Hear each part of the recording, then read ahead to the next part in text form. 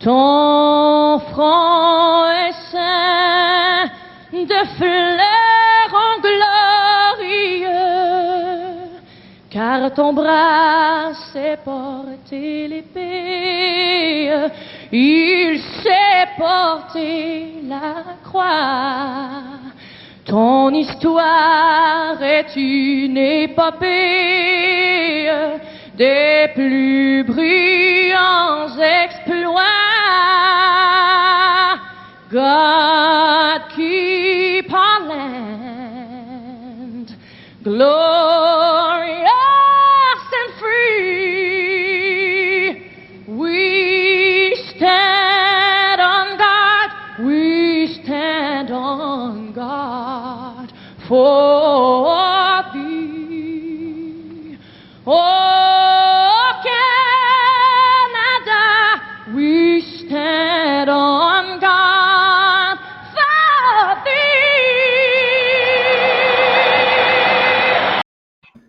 Pas évident, Frédéric, de commencer après toutes ces émotions-là. Je te sentais, tu avais la gorge pognée hein, pendant que c'est ça qui nous rappelle, c'est la raison pourquoi on fait du sport sous notre bannière nationale. Hein. On ne voudrait pas que les Olympiques, ce soit des clubs. Là. Hein, on est fiers que ce soit des pays. Même, tu sais, moi, ma page, c'est Boxing Town Québec, mais des fois, je me rappelle que si on est séparés, là, Sidney Crosby, ce ne sera plus mon centre numéro 1. Ben, tu vas perdre bien des joueurs, tu vas perdre bien des gars. Ça me fait réfléchir, ça. Même chez Weber, capitaine Canada, il va devenir quoi? Capitaine reste du Canada? C'est ça, il vient de où, lui? Je pense qu'il vient de la Colombie-Britannique. Alors, on reçoit Frédéric Gagnon. On continue nos fascicules. C'est un spécial histoire des Olympiques parce que Fred Gagnon est un historien amateur. C'est que il y en a qui vont à l'université devenir historien. Fred, lui, il va à la bibliothèque. Oui, puis maintenant, avec Internet, avec le pouvoir de Google, les recherches sont illimitées. Wikipédia est ton meilleur ami, Fred. Ouais. Pars-nous ta chronique Histoire des Olympiques. Oui, parfait, excellent. Oui, ben c'est sûr qu'on remonte à loin, donc les sources n'étaient pas toujours faciles, mais j'ai quand même trouvé des trucs intéressants. Et en fait, on parle évidemment boxe aux Olympiques et ça remonte à 1904. Je l'avais déjà mentionné là, il y a quelques temps dans une autre chronique. Et en fait, 1904, c'est les 3e Jeux olympiques de l'ère moderne, là, depuis que Pierre de Coubertin a repris le flambeau. Et ces premiers Jeux, donc de 1904 à Saint-Louis, c'est la première fois qu'il y a de la boxe en démonstration, autant masculine que féminine. Féminine, j'en parlerai à la fin, là, je l'ai déjà mentionné aussi, ça va prendre bien du temps avant que ça revienne aux Olympiques. Là, mais en 1904, il y avait les deux. Évidemment, surtout la boxe masculine. Et qu'est-ce qui est particulier de ces Jeux olympiques-là, au niveau de la boxe, c'est que c'était juste des Américains qui se sont battus. Donc, ils ont pu faire le plein de médailles. Ça va leur donner une bonne avance, là, parce qu'ils sont toujours les premiers en termes de médailles olympiques dans l'histoire. Ben, c'est sûr que tu es tout seul, hein? Tu risques d'avoir le podium. Oui, c'est ça.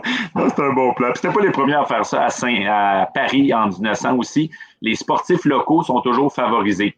Parce que ça, au niveau de la boxe, il y avait juste des Américains, mais au niveau des autres épreuves, il y avait d'autres pays invités. Mais c'était vraiment, c'est sûr, si tu étais un sportif local, tu avais beaucoup plus de chances de participer. Ça, c'est leur premier truc qu'ils ont utilisé. Le deuxième truc, c'est évidemment 1904. Là, on est encore dans une époque raciste un peu partout dans le monde, là, mais particulièrement aux États-Unis. Et les Américains, ils ont organisé ça en même temps que l'Expo universelle de Saint-Louis, comme l'Expo 67 à Montréal. Donc, il y avait des gens d'ailleurs. Et souvent, les expos universelles, c'était le moment d'illustrer la réalité d'autres ethnies, d'autres nations. Tu sais, il y avait le pavillon ouzbek, le pavillon zoulou, il y a toutes sortes de pavillons. Et on a voulu, les Américains avaient peur, en fait, les Américains caucasiens avaient peur que d'autres personnes que des Blancs gagnent des épreuves. Donc, ils ont dit, on va faire quelque chose de différent. Tous ceux qui sont pas caucasiens vont pas faire les vrais Jeux olympiques, ils vont faire les journées anthropologiques. Et ils ont dit, on va mesurer les capacités physiques des indigènes. Et là, ils ont mis dans le même... Ils ont fait à croire que c'était une étude. Ouais, c'est ça. Puis ils ont mis dans le même potes des Amérindiens. Il y avait 6 ou 7 nations autochtones des États-Unis. Il y avait des Inuits, il y avait des Zoulous, des Pygmées. Il y avait différents ethnies. Et ils leur ont fait faire des épreuves comme le lancer du poids. Ils ont demandé à des Sioux qui n'avaient jamais lancé un poids de leur vie de lancer des poids. Puis là, ils ont dit, vous n'êtes pas bien bons à ça. il y a peut-être c'est comme si dans l'après-midi, ils nous envoyaient les deux au Japon, puis ils disaient essayez donc de lancer du marteau à côté d'un Ouzbek de 3,80 qui se pratique depuis 13 ans. Ils ne sont pas très bons, les Québécois, au lancer du marteau. Pourquoi inviter des Canadiens la prochaine fois? Ils ne sont pas terribles. Oui, c'est ça. Fait que ça n'a pas été fameux, mais ben, c'est ça. Ça a permis aux Américains de gagner. Puis 2 petites histoires plus boxe. Il y a Oliver Kirk qui a un record toujours inégalé. Il a réussi à gagner 2 médailles d'or. Donc, il a gagné une première médaille d'or dans une catégorie de poids. Il a réussi à perdre le poids nécessaire pour faire la pesée pour la 2e catégorie, puis il a gagné la médaille d'or. La même année? La même année, oui. Les jeux, je vais en parler un peu pour les jeux suivants, là, que c'est le record de durée. Avant, il n'y avait pas de limite de temps pour faire des Jeux olympiques. Là, depuis 1996, c'est 17 jours maximum. Mais comme tu vas voir, là, pour Londres en 1908, là, ils ont dépassé pas mal ça. Fait que voilà, il y a Oliver Kirk, puis une autre petite histoire, c'est Jack Hagan, qui a aussi un médaillé d'or. Et lui, il a perdu sa médaille d'or 1 an plus tard. Il a été disqualifié parce que son vrai nom, c'était Frank Joseph Floyd. Et ils ont décidé que tu n'avais pas le droit de boxer sous un nom d'emprunt. C'est un peu tiré par les cheveux comme disqualification. Là, c'est pas ça qui l'a fait gagner. Que Jack Hagan, c'est sûr, ça sonne bien. Les arbitres, les juges ont peut-être été influencés aussi quand même par la belle sonorité de Jack. Donc, voilà. Fait que c'était pour les premiers Jeux de 1904. Il y avait donc seulement 7 épreuves à ce moment-là aussi. Au fil des années, il y a de plus en plus d'épreuves. 2e jeu, on s'en va à Londres en 1908. Ça devait être à Rome, en fait, mais il y a eu l'éruption du mont Vésuve et qui a empêché l'éruption de volcan. Là, c'est souvent assez tough sur un pays. Donc, c'est sûr que si la lave se met à couler partout, Frédéric, qui peut-être sa télévision qui roule les Jeux olympiques en même temps, le problème il est revenu, problème de connexion, ça paraîtra même pas au montage. L'éruption du mont Vésuve, c'est ça? Comment on prononce ça? Vesuvia. Oui, donc c'est ça. Fait que ça a été déplacé à Londres. Fait que c'est un peu c'est ça qui va causer, entre autres, que les Jeux vont durer 6 mois. C'est un autre, c'était moins stressant. Ton linge est pas à mode là, à la fin des Jeux olympiques. Non, c'est ça. Puis imagine le village olympique, là, le nombre de capotes qui ont dû passer là, pendant 6 mois. Est-ce vrai ça? Parce que moi, je pensais, cette semaine, j'ai lu que c'est 17 condoms paralympiens, déjà utilisés. Là. Puis là, je pensais aux filles de la boxe canadienne qui sont des petites filles rangées, puis tout. Puis là, je dis, ils ont probablement donné leurs 17. Fait que là, je dis, il y a un Canadien quelque part qui est rendu à 82, pour faire la moyenne. Oui, c'est sûr qu'il y en a qui ramassent, là, surtout ceux qui font leur épreuve en premier. C'est sûr, il me semble que quand tu es le 12e jour, tu as ta finale. Il me semble que tu gardes une gêne la veille. À chaque 5 ans, ils ressortent. Mais j'ai dit 5 ans parce que là, il y a un délai. Ils ressortent les mêmes affaires. C'est comme la Formule 1 à Montréal. C'est le même texte sur la prostitution, puis les hôtels. Puis là, aux Olympiques, ils nous ressortent à chaque 4 ans l'histoire du lit, que si tu tentes d'avoir des relations sexuelles dans le lit japonais, il s'effondre. Je ne sais pas si tu as vu. Non, j'ai pas vu. Le lit est comme fait dans un genre d'origami où tu peux dormir. Ah mais au moindre coup de bassin, il va s'effoirer. Genre, c'est un lit anti-sexualité. Puis c'est un peu les 2 sujets qu'on entend le plus parler aux Jeux olympiques, condom et lit. La façon que le lit simple est fait, ça me fait toujours rire un peu parce que avant la boxe, moi, je pense toujours à ça. C'est ça, c'est tes sujets de prédilection.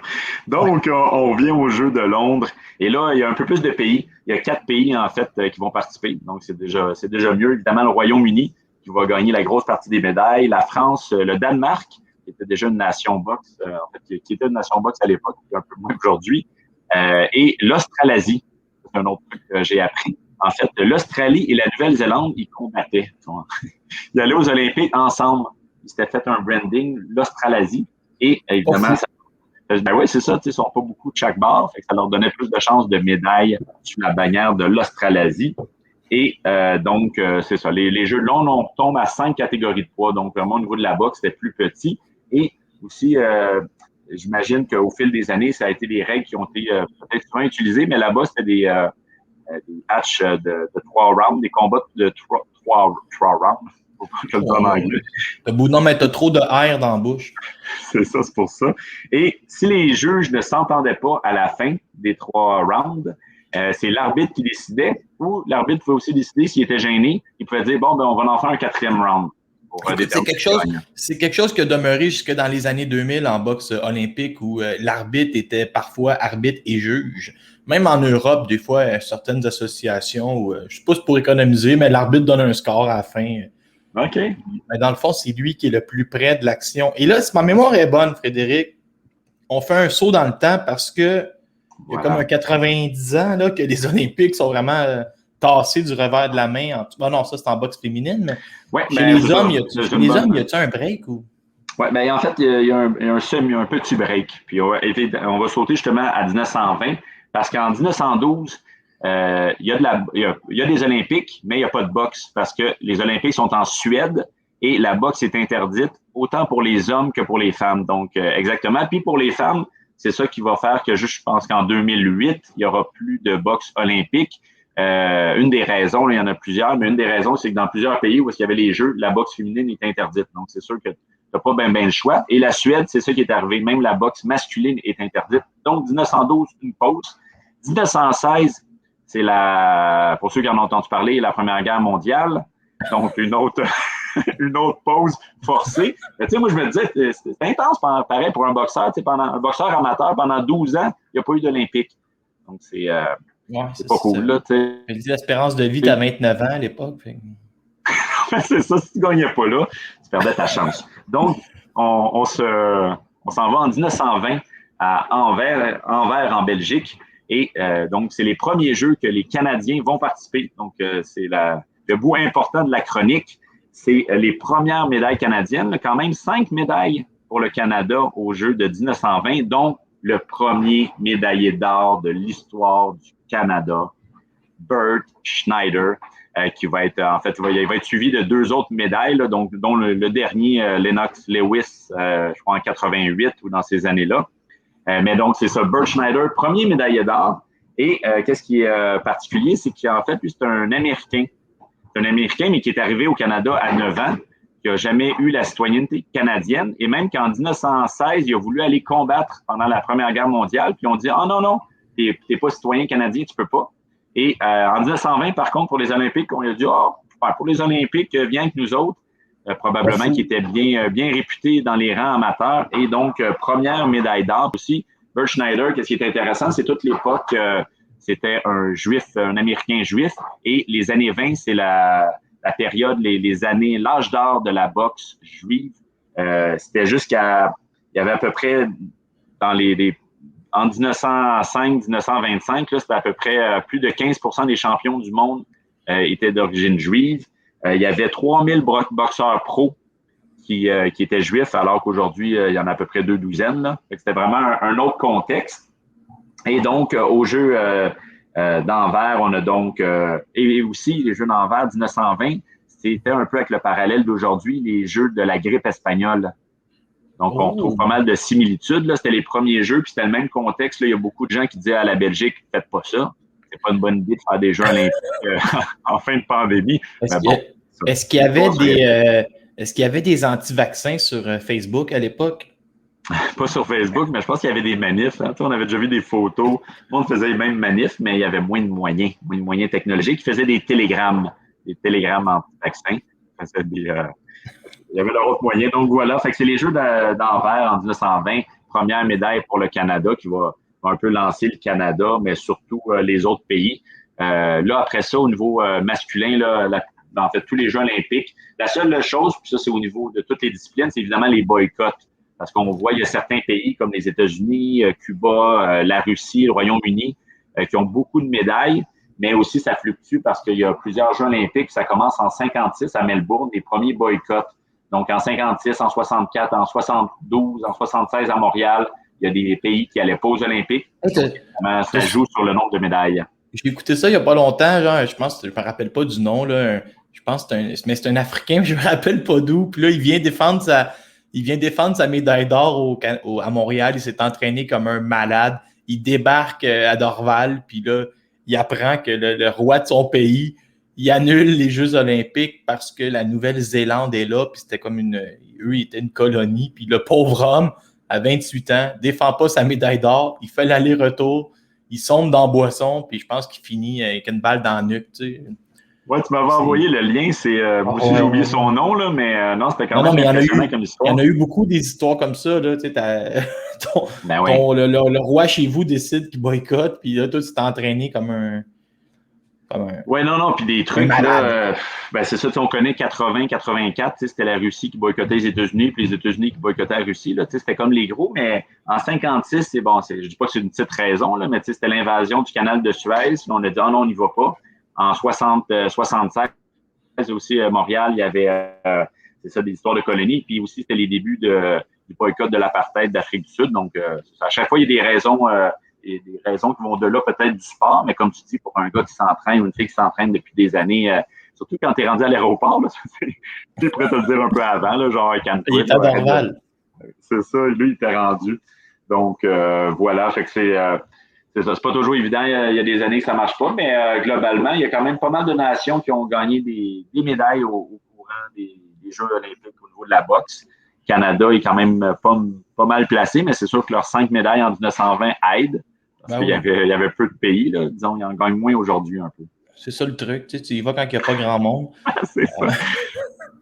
Est-ce qu'il te restait d'autres sujets, mon Frédéric? Non, mais c'était pas mal ça. Dans les faits, c'est ça, puisque la boxe féminine, je voulais le mentionner à la fin, mais c'est ça, ils ont eu leur grand gap qui n'ont pas eu de Jeux olympiques. Donc ça, c'est sûr, ça leur a fait mal.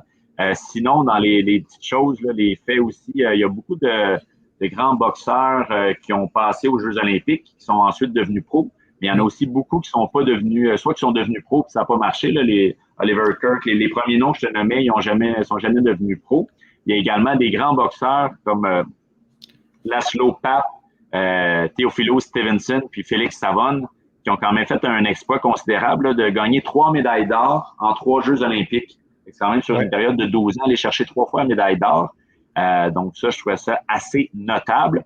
Puis dans les derniers petits faits, évidemment, cocasses, là, c'est évidemment des fois les séries de médailles comme le Kazakhstan au niveau dans certaines catégories de poids que vraiment une mainmise. Ils sont un peu trop forts pour la Ligue. Moi, je veux te parler une histoire olympique. Pour vrai, je l'ai écouté l'année passée. Là, Sugar Ray Leonard à Montréal. L'adversaire, je pense que c'est un Russe qui est favori pour gagner la médaille d'or. Et là, tiens-toi bien, là, il a fallu que le Russe fasse 5 combats avant. Son 5e combat, c'est contre Sugar Ray en finale. Les 4 premiers ont fini à Maisonneuve-Rosemont avec des tubes dans le nez. Ouais. Fait que là, vraiment, Sugar Ray Leonard, c'est ce qui rajoute un peu à son exploit parce qu'il était jeune. L'équipe américaine était d'une puissance extrême et il y avait ce méchant Russe-là qui envoyait les adversaires à l'urgence, un en arrière de l'autre. Tu sais. Fait que là, c'était mythique. Puis là, Sugar Ray l'avait défait. Aussi, je pense qu'on en a déjà parlé. Roy Jones qui se fait voler en Corée. Il y a eu on dirait que l'histoire olympique c'est quoi le mot que je cherche? Est remplie de petites controverses comme ça. Genre, la politique est jamais loin derrière les Olympiques. La médaille d'or de Mohamed Ali dans le fleuve. C'est quoi ça déjà? Mohamed Ali gagne la médaille d'or pour les États-Unis. La semaine d'après, il rentre dans un restaurant puis on y fait signe. on sent pas les Noirs ici. Il pogne sa médaille, il la maudit dans le fond du fleuve, tu sais, un peu comme s'il avait mangé, mettons, à Longueuil. Il a monté, sur le pont oui, je me rappelle, là. Il t'a sacré ça dans le fond du fleuve, genre, tu sais, ça rajoute un peu à l'histoire mythique. Et on rappelle, tu sais, il y a eu des bonnes histoires, tu sais, comme Lomachenko a gagné 2 Olympiques. Moi, ce que j'aimerais, là, si j'avais été moi, ce que j'aime, là, ben, pas ce que j'aime, mais ce que je trouve beau, tu sais, ces gars-là, tu vois qu'ils ont eu du succès comme athlètes. Quand ils se font tatouer les anneaux là, dans le bicep, mais tu sais, Lomachenko, il y en a de chaque bord vu qu'il a gagné 2 Olympiques, ça. Oui, c'est une belle preuve. Mais c'est ça me fait penser, justement, un dernier petit point au niveau soit de la politique ou de d'autres boxeurs que des Américains, mais c'est Laszlo Papp, le Hongrois, que je te disais, qui avait gagné dans les années 50 3 médailles d'or en 3 Olympiques. Ben lui, il avait commencé une carrière professionnelle. Puis en fait, il a dû l'interrompre parce que là, plus qu'il devenait connu, ben la Hongrie communiste de l'époque lui a refusé un visa à l'étranger. A décidé qu'il ne voulait pas. C'était sûrement les pouvoirs politiques de l'époque se sont dit non, c'est pas dans notre intérêt. Fait que le gars, il a perdu sa carrière pro parce qu'il habitait dans un pays communiste puis il n'a jamais eu la chance de devenir peut-être un des grands boxeurs de l'époque, là, quoique j'ai déjà gagné 3 médailles d'or, c'est pas pire. Là, promener le menton haut. En conclusion, je dirais aux gens, allez voir le setup de boxe aux Jeux olympiques d'Allemagne. Ils ont mis ça sur une piscine. Je vous le dis, le plus inquiétant, c'était pas nécessairement l'adversaire. On dirait qu'il avait mis comme... et c'était louche, là. Il avait comme mis un plywood avec un ring, puis là, tu voyais les vagues passer sur le côté quasiment... ça m'a toujours fait bien rire. Merci, Frédéric. Mais ça pourrait être une bonne épreuve, excuse-moi, boxe en pataugeoire. Tu boxes dans une pataugeoire, fait qu'au niveau du jeu de pied, ça amène la bonne difficulté. Là, surtout, comme dirait Bernard Barré, c'est une de ses expressions préférées. Il dit, ce boxeur-là, il avait l'air de reculon d'une chaloupe, tu sais, quand il commence à être étourdi. Merci, Frédéric, historien amateur. Et à la prochaine. Yes, bons Jeux olympiques. Bonne chance à nos prochains compétents. Et ça, j'ai entendu dire que ça fait des jours que tu n'as pas dormi, décalage horaire, puis tu essaies de tout écouter. Mais... Oui, non, c'est ça. Ben moi, je suis même pas loin du Japon. Là. Non, un 14 heures d'escrime en pleine nuit, ça peut gâcher ton sommeil. Fait que merci et à la prochaine. Salut, bye-bye.